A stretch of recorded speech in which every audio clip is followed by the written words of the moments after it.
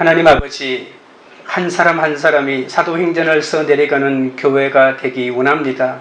오늘도 말씀하여 주시옵소서. 예수님의 이름으로 기도드립니다. 아멘. 제자들은 약속한 성령을 기다리라는 명령을 받들어 한 곳에 모여 오로지 기도하기 시작합니다. 그들의 기도는 육적인 필요를 채우기 위한 기도가 아니라 나를 위하여 해산의 고통으로 단식하시는 성령님을 기다리는 기도였고, 나의 현재 고난과 남의 성공을 비교하지 않게 해달라는 사명의 기도였습니다. 그 사명을 나의 예루살렘에서 잘 견뎌야겠다는 그 현실을 깨닫는 기도였죠.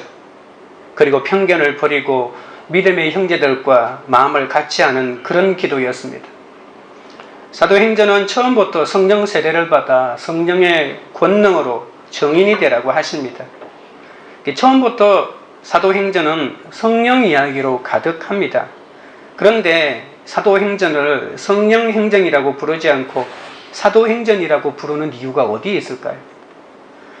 하나님은 성령 자체에 관심이 있는 것이 아닙니다. 바로 사람에게 관심이 있습니다. 왜냐하면 사명을 감당해야 할 사람들이기 때문입니다. 우리는 어떻게 하면 이런 주님의 명령을 잘 감당할 수 있을까요? 첫째는 사도행전을 써내려가는 교회가 되려면 성경이 응하는 교회여야 합니다. 15절입니다. 모인 무리의 수가 약 120명이나 되더라. 그때에 베드로가 그 형제들 가운데 일어나서 이르되, 주님이 성천하시고 기도하기 위해서 마가의 다락방에 모인 수가 120명이라고 합니다. 120명은 큰 숫자죠. 그런데 어떤 수를 비교하느냐에 따라서 그 120명은 하찮은 숫자가 될 수도 있습니다. 하지만 이 120 모두가 주님께 자신을 드린 진정한 그리스도인이라고 생각할 때 이 120명은 엄청난 사람이라고 볼 수가 있죠. 한 사람이라도 누가 기도하느냐가 중요합니다. 성경에는 시대마다 쓰는 한 사람이 있었거든요. 그 한 사람 때문에 하나님의 역사를 이루어 갔지 않습니까? 내 모든 것이 주님의 것이라고 온전히 헌신하는 그 한 사람을 하나님이 쓰시는데, 이 120명이 왔으니 얼마나 많은 숫자입니까? 물론 그 당시 예루살렘 주민들의 숫자가 40만 명이라고 하는데, 그 40만 명에 비하면 120명은 너무나도 하잘것없는 숫자에는 틀림이 없지만, 오늘 본문에는 약 120명이나라고 이렇게 붙어 있기 때문에 이 120명은 보통 숫자가 아니라고 생각할 수가 있습니다. 어쩌면 12지파를 상징하는 그 12지파의 한 지파별로 10명씩 모여서 120명이니까 모일 수 있는 사람은 완전한 수가 다 모였다는 의미도 포함되어 있습니다. 참된 그리스도인 120명만 있으면 인류의 역사를 바꿀 수가 있습니다. 그리고 구속사를 세워가기에도 충분한 숫자 아니겠습니까? 베드로는 사도들의 대표이기도 하지만 예루살렘에 머물러 있는 것이 가장 고통스러웠던 사람 중에 한 사람이죠. 주님을 3번이나 모른다고 부인했던 그가 아닙니까? 죽는 데까지 주님을 따라가겠다고 장담했지만 그의 제자로서의 삶을 점수로 매긴다면 거의 빵점에 가깝습니다. 이렇게 고기잡이, 어부로서의 삶을 정리하고 이렇게 결혼한 나이임에도 불구하고 주님을 따르는 제2의 인생을 시작했지만 그의 인생은 처참한 실패였습니다. 우리도 마찬가지입니다. 주님이 말씀으로 양육해 주시지만 이스라엘 나라의 회복에만 관심이 있고, 성천하실 때도 여기가 좋사오니라고 하면서 초막셋을 짓고 신선 노름을 할 생각부터 하면서 하늘만 쳐다보고 있는 것이 우리들 아닙니까? 하지만 그렇다 하더라도 중요한 것은 이제부터입니다. 지난날의 실패가 중요한 것이 아니라 지금 나에게 주신 이 명령만 제대로 지키면 나의 영적인 삶을 인생 역전할 수 있습니다. 그것이 바로 나의 예루살렘을 떠나지 말고 기도하는 것이죠. 내가 지금 처절한 실패와 좌절을 경험하고 있는 그 장소에서 그렇게 쉽게 떠나지 말라고 합니다. 여기에서의 실패의 경험은 어디에 간다 하더라도 그것이 따라오잖아요. 이곳에서 그러니까 이곳에 천년만년 있는 것이 아니라 성령을 받기 전까지 이곳에 머물러 있으라는 겁니다. 다른 말로 하면 내 삶의 상처와 수치를 치유할 때까지는 머물러 있으라고 하는 것이죠. 상처를 가슴에 둔 다음에는 다른 곳에 가지 말라는 것입니다. 나의 죄성이 적나라하게 드러나고 수치의 사건을 숨길 수 없다 해도 그곳에 머물러 있어야 합니다. 왜냐하면 육이 무너지는 것이 영이 세워지고 사도행전의 새로운 역사가 시작되기 때문입니다. 우리 교회가 비록 개척교회이고 코로나로 어려움을 많이 겪고 있지만 떠나지 않는 그 한 사람이 되어 두려움과 수치 속에서도 나의 예루살렘을 떠나지 않고 오로지 기도할 때 하나님의 역사를 보고 사도행전을 써내려갈 수 있는 것입니다. 16절입니다. 형제들아, 성령이 다윗의 입을 통하여 예수 잡는 자들의 길잡이가 된 유다를 가리켜 미리 말씀하신 성경이 응하였으니 마땅하도다. 하나님 말씀에 순종하여 간절히 합심 기도할 때 성령이 갑자기 바람같이 불같이 임한 것이 아닙니다. 엉뚱한 사건이 일어났습니다. 성령이 내린 것이 아니라 베드로가 그 자리에서 벌떡 일어났습니다. 120명 공동체가 지금 해결해야 할 문제가 있다는 그 엄연한 사실을 베드로의 입을 통해서 주님이 가르쳐주기 시작한 것이죠. 베드로가 느닷없이 지나간 유다 이야기를 꺼냅니다. 지금 이 공동체에서는 절대로 해서는 안 되는 얘기가 유다 이야기였습니다. 너무나도 깊은 상처이기 때문에 이 이야기는 누구도 입 밖에 낼 수 없는 그런 문제였습니다. 왜 이렇게 중요한 순간에 베드로는 기도하다 말고 모두가 기억하고 싶지 않은 가룟 유다 이야기를 꺼내고 있을까요? 기도하는 동안 베드로는 이 공동체에 부족한 것이 있다는 강력한 하나님의 암시를 깨달았던 것입니다. 그리고 그 부족한 것은 반드시 채워야 한다는 생각을 했던 거죠. 그것이 바로 공동체의 회개입니다. 회개란 개인적으로 할 것도 있지만 공동체적으로 하는 것이 중요합니다. 유다의 배신은 이 유다 한 사람의 문제일까요? 유다만 배신하고 다른 사람은 배신하지 않았나요? 유다만 배신하고 다른 사람은 도망치지 않았나요?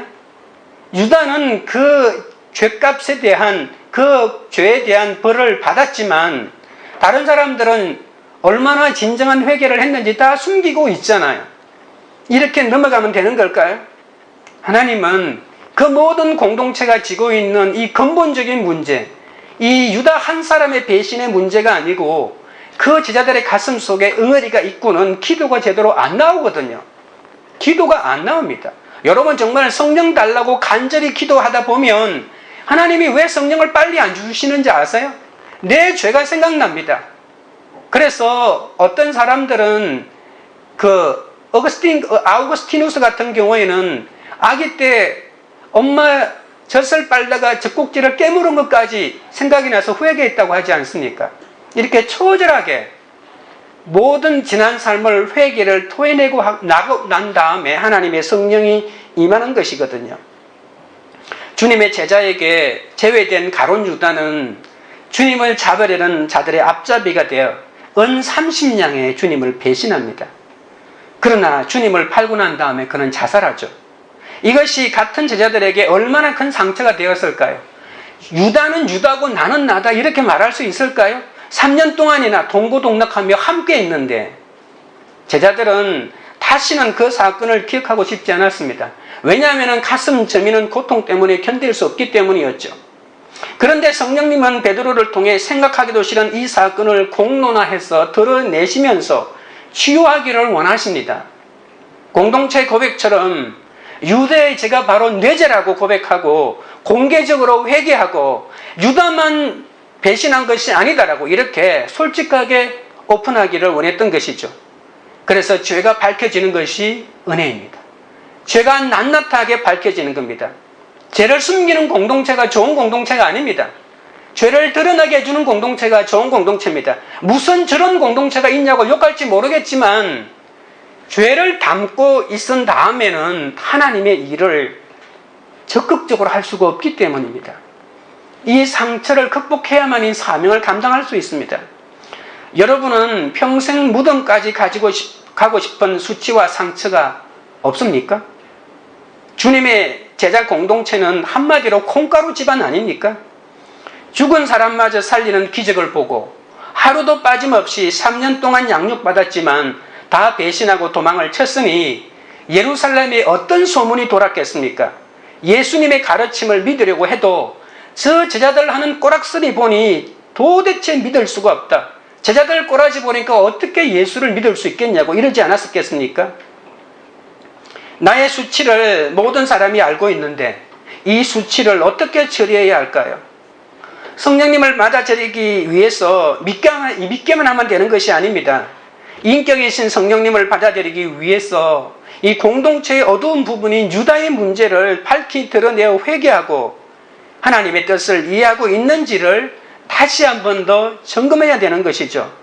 무조건 숨긴다고 죄가 없어지면 얼마나 좋겠습니까? 그런데 왜 하필 베드로가 유다 이야기를 꺼내고 있을까요? 베드로가 수제자이기 때문일까요? 아니면 이 문제에 대해서 가장 올바른 식견을 가지고 있기 때문일까요? 사실 베드로와 유다는 주님을 배신한 것은 별반 다를 것이 없죠.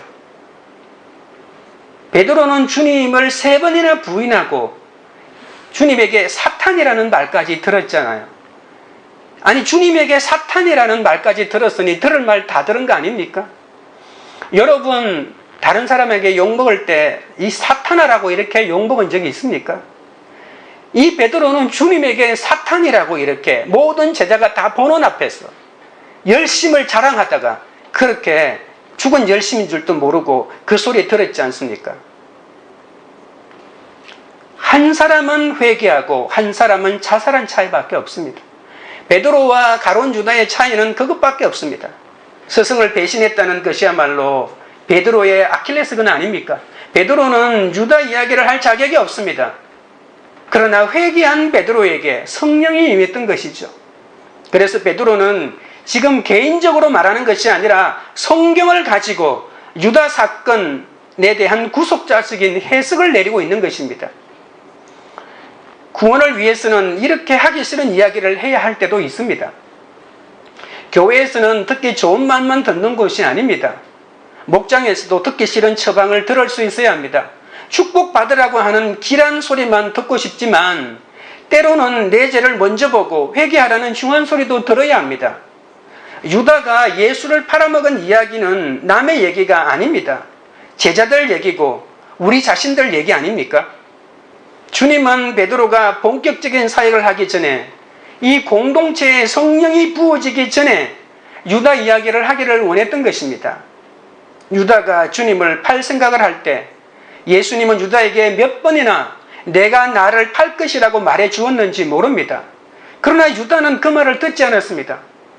예수님이 이렇게 말했죠. 네가 나를 팔 것이다. 아니 누가 나를 팔 것이다라고 하니까 이 가룟 유다가 바로 나입니까? 라고 이렇게 묻죠. 그래 너다라고 이렇게 말했는데도 가룟 유다는 그 예수님의 말씀이 안 들립니다.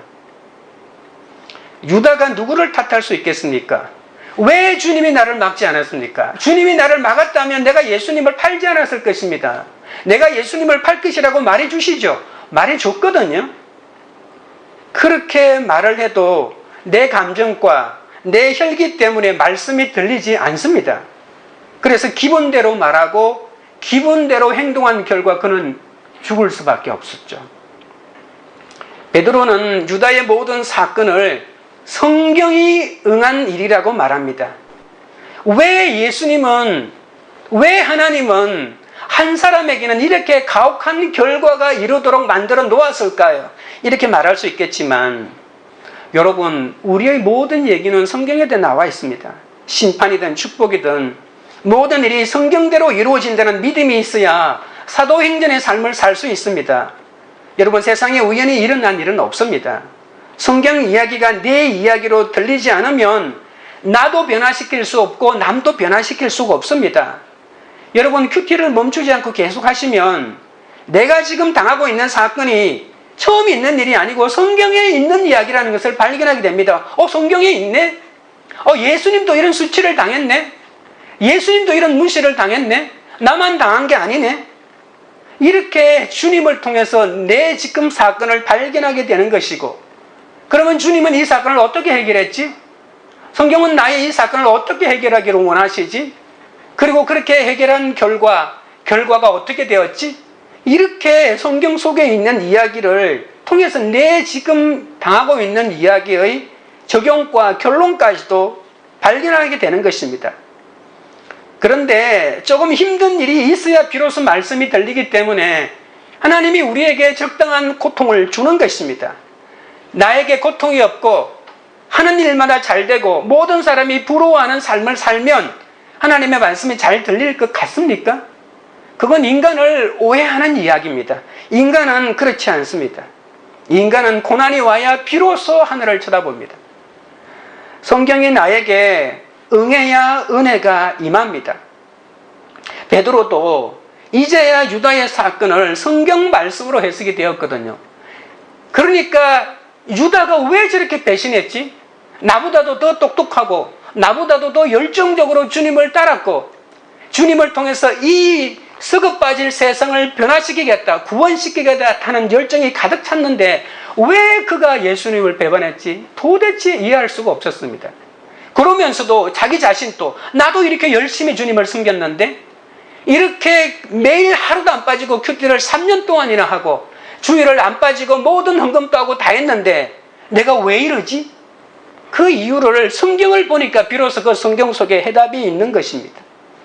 나에게 일어나는 사건을 성경으로 해석하면 이기지 못할 싸움이 없습니다.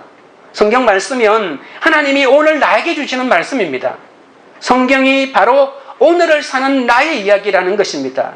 성령이 임하면 내게 온 사건이 성경이 응하는 일임을 깨닫게 해주시고 어떤 사건도 말씀으로 설명할 수 있게 되는 것이죠. 적용 질문을 드립니다. 베드로처럼 처리하고 가야 할 나의 유다의 문제는 무엇입니까?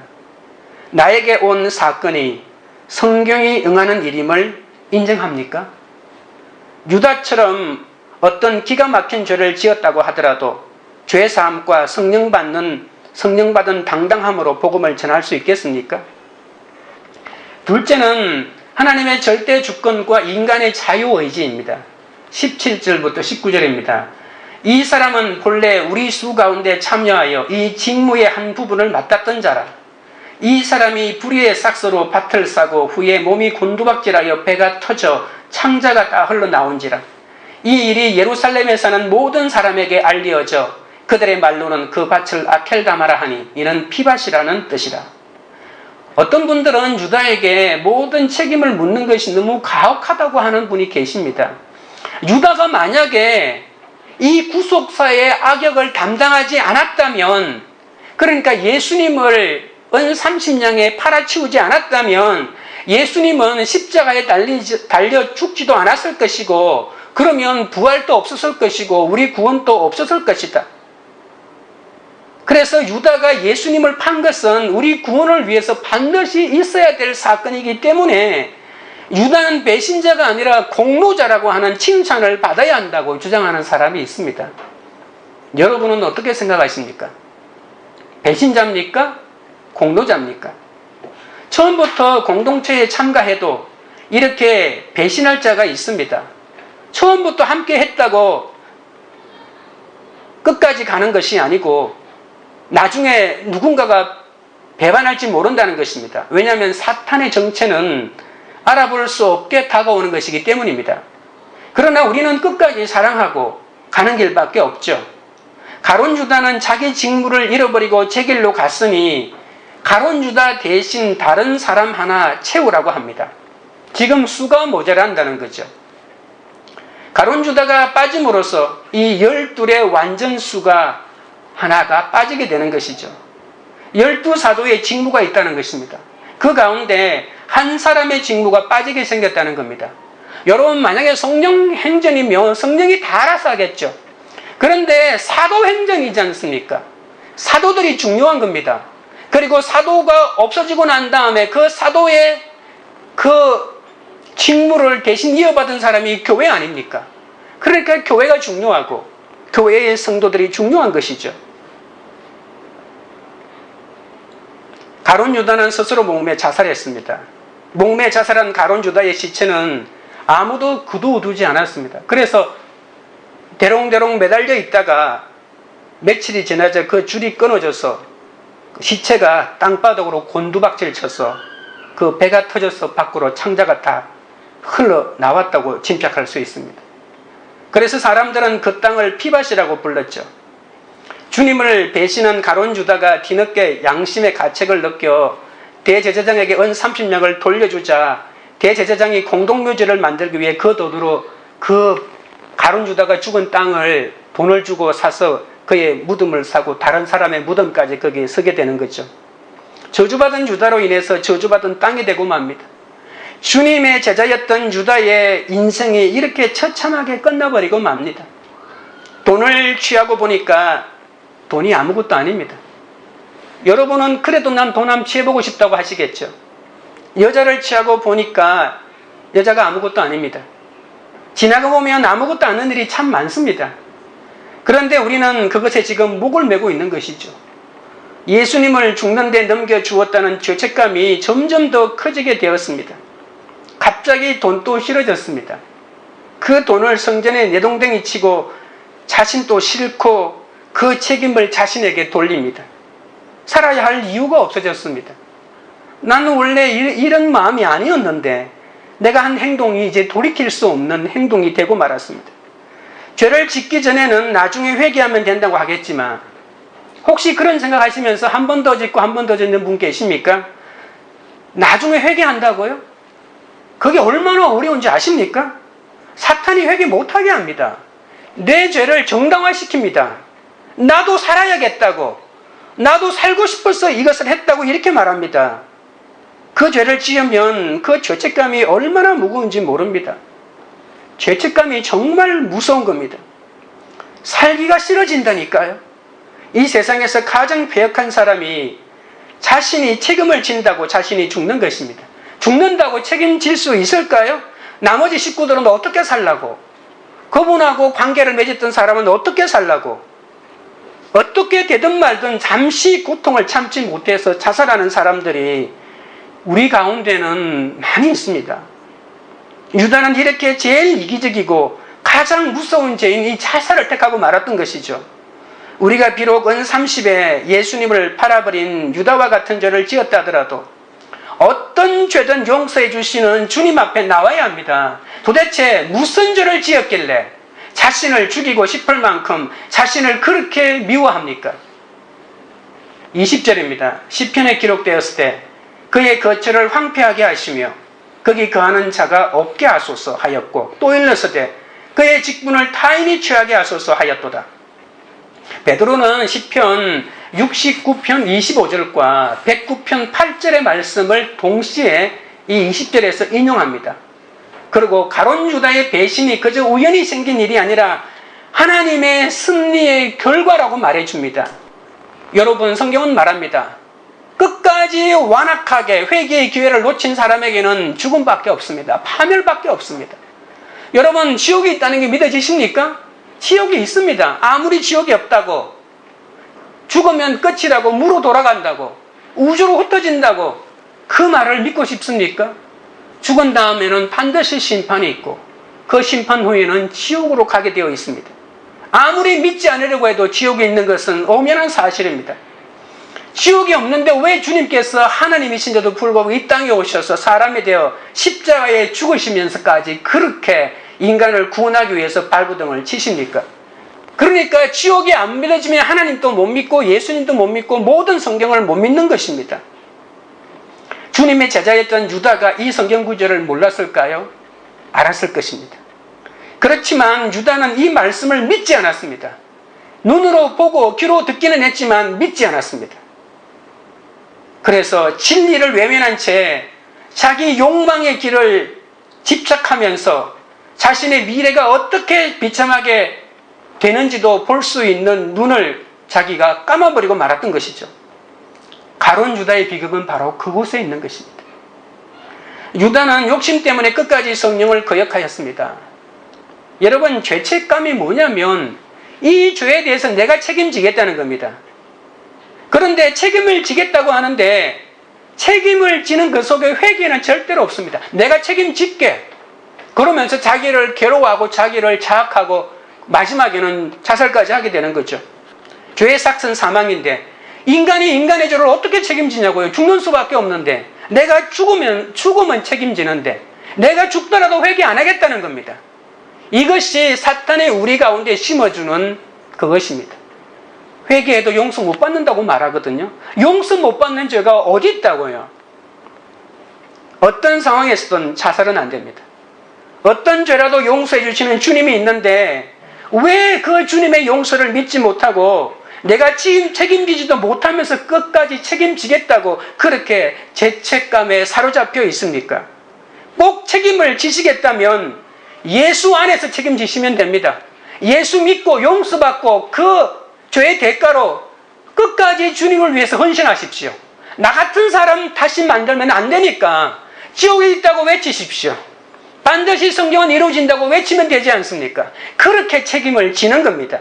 죽으면서 책임지는 게 아닙니다.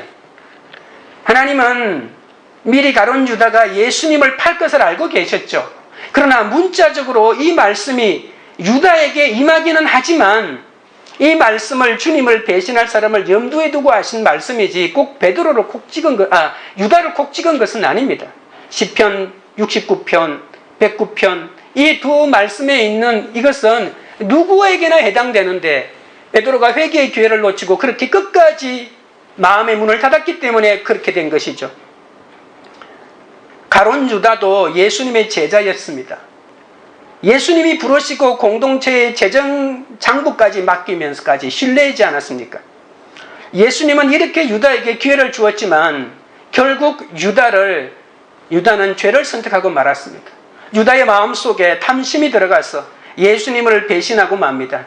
유다는 30냥뿐만이 아니라 이 유다의 생각 속에는 이 사회개혁에 대한 생각이 가득 찼습니다. 사회를 개혁시키겠다. 로마 정부를 무너뜨리고 새로운 국가를 건설해서 지상낙원을 만들겠다고. 그런데 그 지상낙원을 위해서 내가 모든 나의 삶을 헌신하겠다라고 하는 그 마음속에 내가 영웅이 되겠다고 하는 생각이 들어가 있는 것이죠. 이 탐심과 명예욕 때문에 이렇게 자신을 믿음의 눈을 닫아버리고 만 거죠. 그래서 하나님이 아무리 미리 아셨다 하더라도 인간의 자유의지를 완전히 무시하고 그런 운명으로 몰아넣는 게 아닙니다. 하나님이 절대 주권으로 우리를 이끌어가지만 우리가 자유의지로 선택하지 않으면 하나님은 아무것도 하지 않습니다. 만약에 인간의 자유의지가 필요 없다면 왜 우리가 복음을 전합니까? 하나님이 그냥 믿게 하면 되니까. 믿게 만들 수 있잖아요. 전지전능하신 분이 믿지 못할까요? 지옥 가는 것이 자기 아들을 죽이면서까지도 그렇게 간절한 소원이라면 이 순간에 하나님이 권능을 발휘해서 다 예수 믿게 만들면 되지 않습니까? 그러나 하나님은 우리의 자유의지를 너무나도 중요하게 생각합니다. 우리의 자유의지를 통해서 주님을 믿기로 동의해야만이, 내 입으로 주님을 신해야만이 주님의 구원이 임하거든요. 그러니 하나님의 절대 주권으로 이 세상을 이끌어 가시는 그 하나님의 경륜에는 한치의 빈틈도 없지만 우리가 입술로 의지로 동의하지 않는 일까지 하나님이 해주시지 않는다는 것을 우리가 명심해야 합니다. 내가 죄지어도, 내가 계속 죄지어도 하나님이 결국 나를 인도해 주실 거야. 그런 장담이 믿음이라고 생각하십니까? 그건 믿음이 아닙니다. 그것은 하나님을 잘못 오해하고 있는 것입니다. 하나님이 가룟 유다를 알고 계셨지만 그 행동을 처음부터 생각하고 행동한 것은 어디까지나 유다 자신입니다. 하나님의 예정은 전적인 주권으로 이끄시지만 자신의 선택은 자유의지라고 하는 것을 명심해야 합니다. 세상에서 악이 일어나는 이유는 두 가지입니다. 하나는 악한 사탄이 있기 때문입니다. 둘째는 그 악한 사탄이 유혹하는 그 탐심에 넘어가는 내가 있기 때문에 가능한 것이죠. 이 두 가지 가운데 하나라도 없으면 이 악이 일어나지 않습니다. 그래서 악이 일어나는 것도 선이 일어나는 것도 나 자신이 그것에 동의하고 선택하기 때문에 일어나는 것입니다. 그러니 내 삶의 결론인 거죠. 나의 모든 환경은 내 삶의 결론인 것을 우리가 거부할 수 없습니다. 내가 선택한 내 책임은 없다고 하고 하나님을 핑계하고 사탄을 핑계할 수 있을까요? 하나님은 유다에게 직무를 주었지만 유다 스스로 자기 직무를 버리고 다른 곳으로 갔다고 말하고 있습니다. 조금 뒤에 가시면 나오지만 스스로 자기 직무를 버리고 다른 곳으로 갔다. 그건 누구 책임입니까? 하나님이 그렇게 가라고 했을까요? 유다가 그렇게 갔던 것입니다. 그 책임을 전적으로 유다에게 있습니다. 예수님을 돈 받고 판 것은 전적으로 자신의 소견에 옳은 대로 한 행동에 자신의 선택이었습니다. 그래서 유다를 같은 제자라고 동정하지 않고 그가 자기의 길을 간 것은 하나님의 뜻이 아니었고 사도의 직분을 스스로 버렸기에 타인이 취할 수밖에 없다고 이렇게 객관적으로 성경을 해석하는 베드로의 모습을 보십시오. 항상 사람을 분별할 때 유다 자신의 선택에 대한 책임을 하나님의 예정과 섭리로 혼동해서는 안 됩니다. 내가 잘못한 것과 하나님의 절대 주권으로 인도하신 것과 혼동해버리면 그것은 나중에 큰일 납니다. 모든 내가 지은 죄도 하나님 탓을 하게 되거든요. 왜 하나님이 이 여자와 결혼하게 했냐고, 왜 하나님이 이 남자와 결혼하게 됐냐고, 여러분 내가 이 남자 아니면 안 된다고, 이 여자 아니면 안 된다고 죽고 살기로 달려드는 것은 나 자신 아닙니까? 그런데 지금 와서 누구 탓을 할 수가 있겠습니까? 유다의 사건은 동정해야 될 사건이 아닙니다. 이런 태도는 철저하게 끊어내야 합니다. 직분을 맡길 때는 이렇게 구속사에 단호함이 있어야 주님의 교회가 바로 세워집니다. 이런 것을 가지고 사랑이 없다고 하면 안 됩니다. 주님의 눈으로 보는 것이 진짜 사랑 아닐까요?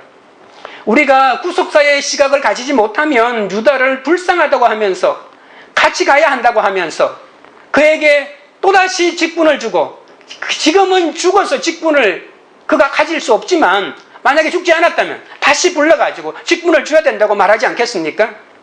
만약에 우리가 말씀으로 사람을 분별하지 못하면 안 세울 사람을 세우고 세울 사람을 못 세우는 이런 우가 범해지지 않겠습니까? 적용 질문 드립니다. 하나님의 전적인 선택과 인간의 자유의지가 합쳐져서 믿음이라는 역사가 일어나는 것을 믿으십니까? 셋째는 사도들의 순종이 있는 교회입니다. 21절 22절입니다. 이러함으로 요한의 세례로부터 우리 가운데서 올려져 가신 날까지 주 예수께서 우리 가운데 출입하실 때에 항상 우리와 함께 다니던 사람 중에 하나를 세워 우리와 더불어 하나님께 부활하심을 증언할 사람이 되게 하여야 하리라 하거늘. 베드로는 가론 유다를 대신해서 12사도에 속할 사람에 다시 뽑아야 되는데 그 기준을, 자격 기준을 말합니다. 첫째는 예수님의 공생의 시작부터 성천까지 주님을 따랐는가입니다. 주님의 일을 할 자격은 무엇보다 주님을 잘 알아야죠. 주님의 일을 하는데 주님을 모르면 안 되니까요. 그분의 인간성, 그분의 가정생활, 그분의 인간관계를 알고 같이 먹고 같이 입고 함께 살았던 사람이어야 한다는 것입니다. 예수님을 잘 알지 못하면 사도의 사명을 감당할 수 없습니다. 예수님의 일하심과 가르치심, 십자가 고난과 부활을 직접 눈으로 목격한 사람이어야 한다는 것이 두 번째 조건입니다. 예수님을 잘 알 뿐만 아니라 부활의 증인과 목격자여야 된다는 것이죠. 사도는 경력이나 학력이나 능력이나 지위에 있지 않습니다. 주의 일은 누구든지 하고 싶은 사람은 다 할 수 있습니다. 제한이 없습니다. 그렇지만 정말 성령의 능력을 받아 그리스도의 부활의 이 증인이 증거할 수 있는 사람만이 어떤 모양으로든 어떤 환경에서든 그리스도의 능력 있는 증인이 될 수 있습니다. 이 능력을 받지 않으면 이것을 할 수 없죠.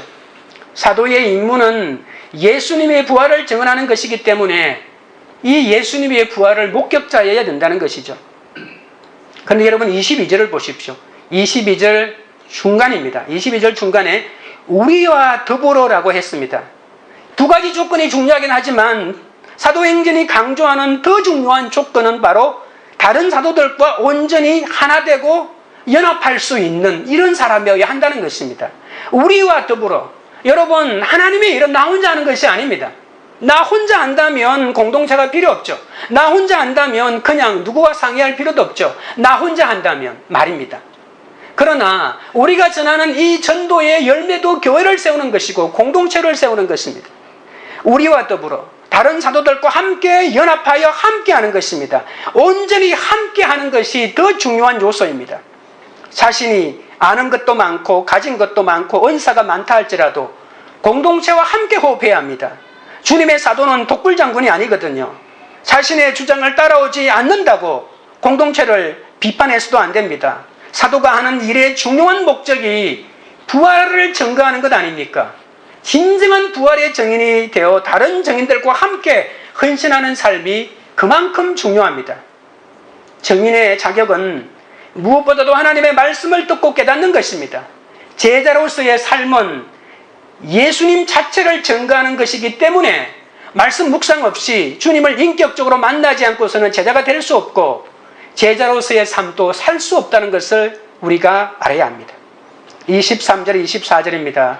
그들이 두 사람을 내세우니 하나는 바시바라고도 하고 별명은 유수도라고 하는 요셉이요 하나는 마띠아라. 그들이 기도하여 이르되 무사람의 마음을 아시는 주여 이 두 사람 중에 누가 주님께 택하신 바 되어. 베드로는 사도를 뽑는 일에도 성령님의 인도하심을 구하고 있습니다. 말씀을 바로 이해하고 깨닫고 그 말씀 안에서 확신을 얻는 것이 바로 성령의 인도를 받는 것이잖아요. 성경을 멀리하는 사람은 성령의 인도하심을 받기가 어렵습니다. 그러나 그 누구도 내가 완벽하게 성경을 읽고 기도했다고 해서 무조건 성령님의 인도를 받는 것도 아닙니다. 어떻게 말하라고 그러면요, 성령의 인도함을 받는 것은 전적인 하나님의 선물입니다. 이 초대교회 공동체는 이 성령님의 인도하심을 받기 위해 기도했다는 것을 볼 수 있잖아요. 그들이 기도하여 이르되, 이 기도하는 전통이 무슨 일을 하든지 그들의 전통이었습니다. 예수님이 마가복음에 보면 제자들을 뽑을 때, 12제자들을 뽑을 때 산에서 밤이 맞도록 기도했다는 장면이 나옵니다. 예수님도 기도할 때 이 제자들을 뽑을 때 기도했잖아요. 예수님은 기도할 필요가 없을 만큼 영성으로 충만하신 분이시지만 기도하신 이유는 우리의 삶의 모범이 된 것입니다. 교회의 모범입니다. 여러분, 어떤 일에도 여러분 잘하는 일이 있더라도 기도하셔야 합니다. 왜냐하면 교회에서는 어떤 일을 해내는 것이 중요한 것이 아니라 그 일을 해내고도 생색을 내지 않고 하나님이 하셨다라고 고백해야 되기 때문에 그 하나님의 은혜를 고스란히 내가 받을 수 있기 때문입니다. 보이지 않는 성령님을 신뢰하는 사람들은 사람의 외적인 조건에 영향을 받지 않습니다. 내가 가진 외적인 조건이 어떠하든지 정말 중요한 것은 차별에서의 성령을 받는 것이죠. 그래서 어떤 직분을 세우는 것이 중요하지 않습니다. 준비되고 훈련되어야 합니다. 공동체에 직분자가 필요하지만, 그러나 더 중요한 것은 그 직분자를 세우기 위해서 양육하고 준비하는 것이 필요합니다. 적어도 어떤 사람을 어떤 조건에서 세운다는 기준이 제시되고, 이를 위해서 공동체가 함께 기도하며 나가야 하겠죠. 공동체가 세우는 기준이 없이는 무조건 자기 사람을 데리고 오려고 하거든요. 여러분, 되게 많은 교회가 혼란을 겪는 것은 이제 새로운 담임 목사님을 청빙할 때 자기와 가까운 사람을 데리고 오고 싶으면 장로들끼리 갈등이 일어납니다. 그래서 자신의 기준을 내세우느라고 그것이 조정되지 않으면 나중에는 조정되지 않은 채 사람을 불러와가지고 나중에는 파탄이 일어나는 경우가 있거든요. 사도의 사명을 감당하려면 자기 생각에 갇혀 있으면 안 됩니다. 성령을 받아야 자기 생각에 갇히지 않고 말씀의 가치관을 받아들일 수 있기 때문에 말씀을 기준으로 살아가는 것이 필요합니다. 25절입니다. 봉사와 및 사도의 직분을 대신할 자인지를 보이시옵소서. 유다는 이 직무를 버리고 제 곳으로 갔나이다 하고, 유다의 마지막에 이렇게 처참했던 이유는 제 곳으로 가버렸기 때문입니다. 25절 뒷부분으로 보십시오. 제 곳으로 갔나이다. 은30의 스승을 배신하고 진리를 짓밟는 욕망의 길이자 죽음의 길을 가고 말았습니다. 그 욕망이 자신의 모든 것을 건 유다의 인생은 문자 그대로 피밭으로 끝나고 말았습니다. 11 사도들도 한때는 욕망의 바다에서 허우적거렸지만 길이요 진리요 생명이신 주님만을 쫓을 수 있는 기회를 놓치지 않았습니다. 실패하면서도 붙잡고 넘어지면서도 붙잡고 하는 삶을 멈추지 않았습니다. 현실의 삶이 고달퍼도 그 그 길이 영광스러운 생명의 길이라고 하는 믿음이 있었기 때문에 주님을 끝까지 따를 수 있었던 것이죠. 주님의 길을 쫓아 사도행전을 새롭게 써 내려가는 것보다 더 영광스러운 것은 없습니다. 우리도 주님을 믿는다면서 현재에만 집착한다면 가룟 유다의 길을 갈 수밖에 없죠. 여러분, 우리 그리스도인은 미래를 바라보고 사는 사람입니다. 그래서 로마서 8장에는 로마서 1장부터 7장까지는 줄기차게 말하는 것이 뭐냐면 믿어야 구원 얻는다고 말하지 않습니까? 그러나 로마서 8장에 와서는 소망으로 구원을 얻는다고 말하고 있습니다. 믿음과 소망은 같은 거지만 믿음은 현재형이요, 소망은 미래에 일어나는 믿음이 소망입니다. 소망을 만들어내는 것이 현재의 믿음이니까. 그러니까 우리 그리스도인은 미래를 바라볼 수 있는 눈이 있어야 현재를 바라볼 수 있습니다. 로마서 8장에도 이렇게 말했잖아요. 현재의 고난과 장차 다가올 영광과 비교하면 좋게 비교할 수 없도다. 우리는 항상 현재의 나와 다른 사람을 비교하면 사는 게 재미가 없습니다. 그러나 나의 미래, 나의 영원한 미래를 언제나 나의 현재와 비교하시면 이 현재의 고단함과 현재의 고난을 넉넉히 이길 수가 있는 것이죠. 아까 우리가 기도했던 것처럼 우리를 사랑하시는 그 사랑으로 우리를 넉넉히 이기게 하시는 주님을 바라볼 때 우리는 현재의 고난을 이길 수가 있는 것입니다. 2000년 전에 욕망을 따랐던 사람들은, 여러분 살펴보십시오. 2000년 전에 욕망을 따랐던 사람들은 한 사람도 예외 없이 바람처럼 사라지지 않았습니까? 그러나 2000년 전에 죽기를 각오하고 진리를 따랐던 사도들은 오늘 또 우리 가운데 우뚝 서 있습니다. 만약에 우리가 유다처럼 제 곳으로 간다면 그럼 우리의 미래는 어떻게 될까요? 우리의 미래도 유다처럼 되지 않을까요? 반대로 진리를 쫓는다면 우리의 현재의 고난은 있겠지만 사도들처럼 사도행전으로 영원히 세워지지 않을까요? 26절입니다. 제비뽀와 마띠아를 얻으니 그가 11사도의 수에 들어가니라. 제자들은 베드로가 제시한 사도의 자격 요건을 갖춘 사람으로서 요셉과 마띠아를 추천합니다. 그리고 모든 결정을 하나님께 맡기고 하나님이 원하시는 인물이 뽑히기를 기도한 후에 제비를 뽑아 마띠아를 얻습니다. 여러분, 제비를 뽑는 것은 요행을 바라는 것이 아닙니다. 하나님의 섭리에 의한 하나님의 절대적인 선택을 믿기 때문에 이렇게 한 것이죠. 자신들의 이해관계를 따지지 않고 전적으로 주께 모든 것을 맡기고 기도했던 것입니다. 이제 성령님의 임재를 위한 준비가 다 끝났습니다. 예수님은 왜 이토록 제자들이 성령을 받도록 촉구하실까요? 제자들은 예수를 알아도, 성경을 알아도, 하나님의 말씀을 들어도, 심지어 예수님이 십자가를 보고 부활을 목격해서도 성령 세례 받지 않으면 어떤 것도 할 수 없다는 것을 너무나도 잘 아시고 계시기 때문이죠. 우리도, 교회도 성령이 필요합니다. 이 성령의 능력을 받지 않고서는 그리스도인의 삶을 살 수 없습니다. 죄를 이길 수도 없습니다. 사랑할 수도 없습니다. 어찌 성령의 도움 없이 내가 가지고 있는 능력으로 설교할 수 있단 말입니까? 성령 없이는 아무것도 할 수 없습니다. 이제 12사도의 수가 채워졌습니다. 숫자를 채우는 일이 이렇게 중요합니다. 사역하기 전에 사람이 준비되어야 한다는 것입니다. 우리 가운데 빠진 사람이 있습니까? 그 사람을 채워야 합니다. 사람이 중요하기 때문입니다. 사람이 어떻게 변하는가가 너무 중요합니다. 우리가 성령을 받으면 이 사람에 관한 관심이 생겨납니다. 내가 성령 받았는데도 성령 받았는지 모르겠다고요?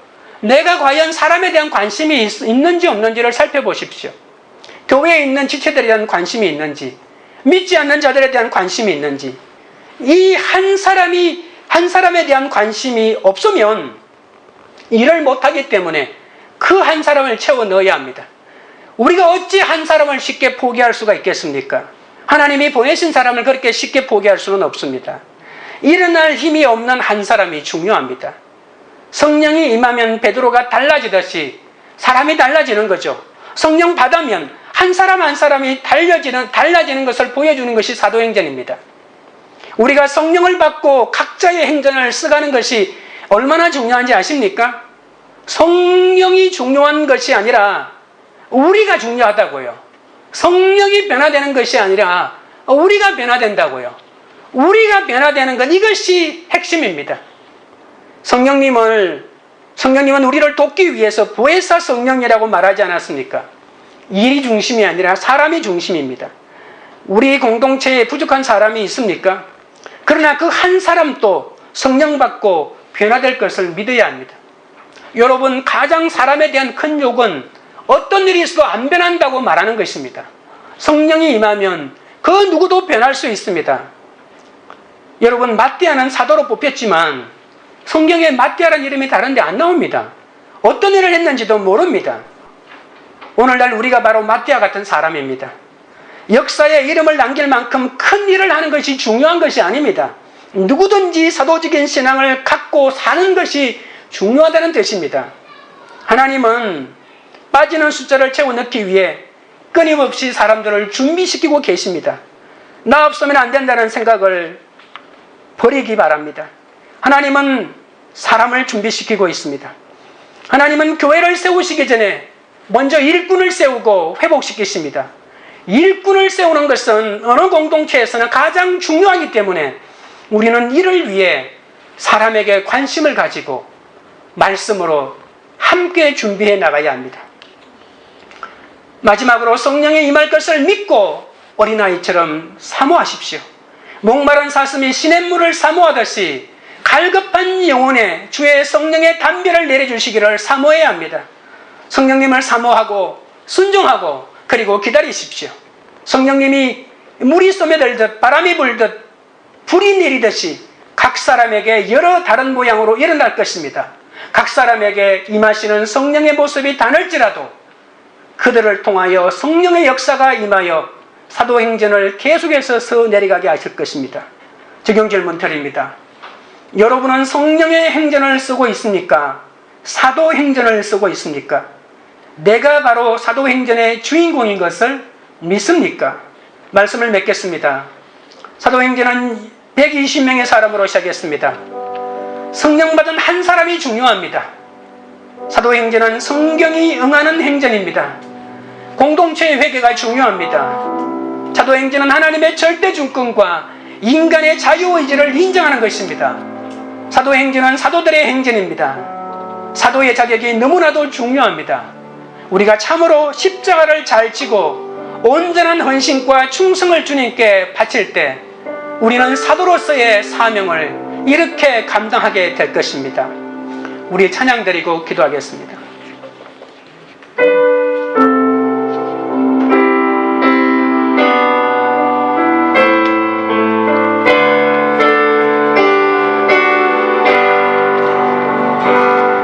십자가를 질 수 있나 주가 물어보실 때 죽기까지 따르리 저들 대답하였다.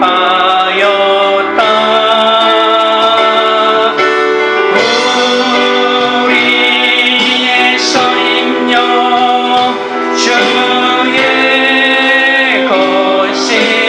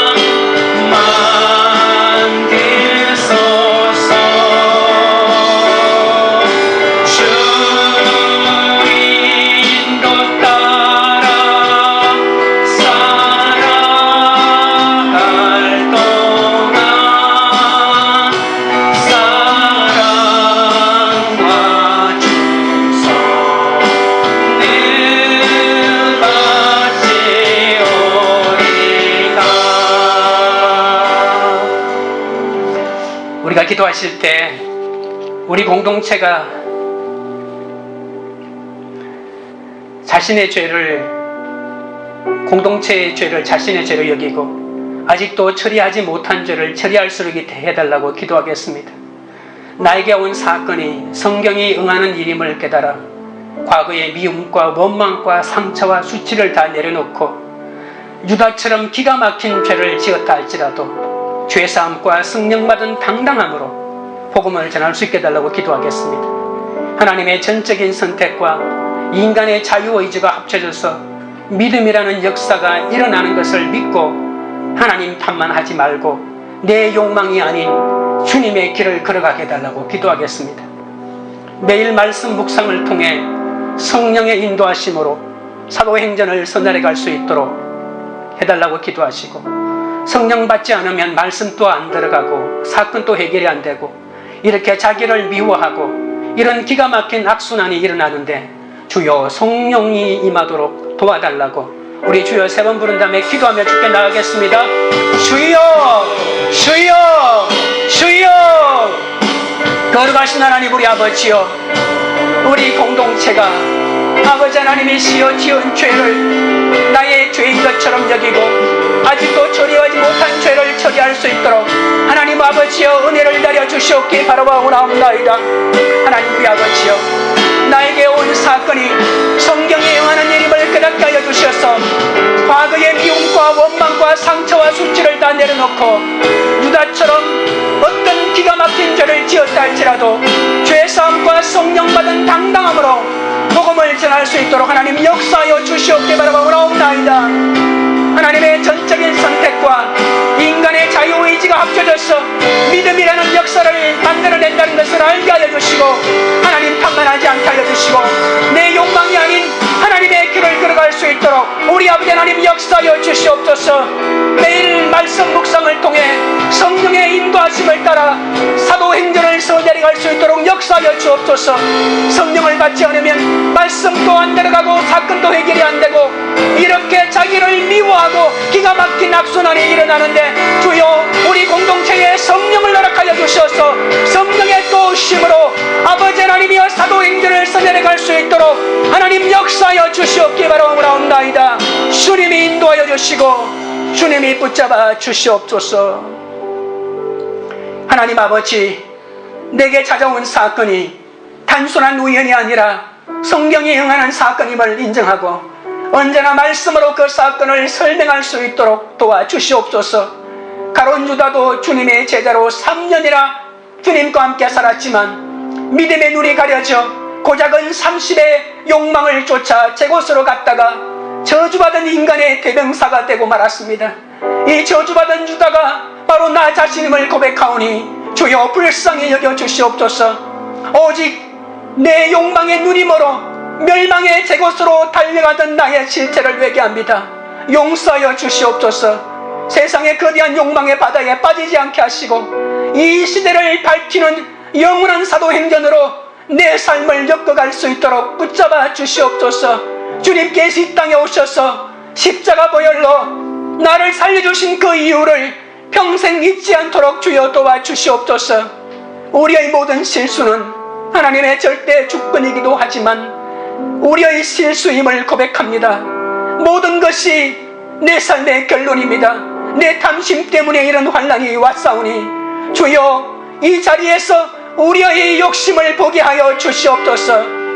오늘 우리 공동체에 살 이유가 없다고 생각하는 한 사람, 그 한 사람이 아버지 하나님이 다시 살아나게 하시고 다시 일어나게 하여 주시옵소서. 그 한 사람이 변하여 이 한 사람을 채워넣는 일이 얼마나 중요한지 모든 공동체가 보게 하여 주옵소서. 말씀 묵상을 하는 가운데 주의 뜻을 깨달아 예수님의 정인으로 살아가게 하여 주옵소서. 기도로 주의 뜻을 구하오니 공동체 안에서 필요한 일꾼을 신중히 분별하여 세울 수 있도록 인도하여 주시고 하나님 말씀이 안 들리는 사람을 위해 간구하오니 말씀이 들리도록 도와주옵소서. 성령 받고 구원받아서 살아나게 도와주옵소서. 사도행전의 역사를 쓰는 우리가 되도록 도와주시옵소서. 각자의 사도행전을 가정에서 직장에서 아버지 하나님이어서 내려갈 수 있는 그 한 사람이 되게 도와주옵소서. 살아계신 하나님께서 이 일을 이루실 줄 믿사오니 역사하여 주옵소서. 각자의 힘든 환경 가운데서 말씀이 들리게 하시고 성령 받아 변화됨으로 하나님 우리 아버지의 기뻐하는 사도행전의 그 한 사람이 되게 하여 주옵소서. 광교 우리들 교회가 성령을 사모하게 하여 주옵소서. 오순절에 성령을 경험하기 원합니다.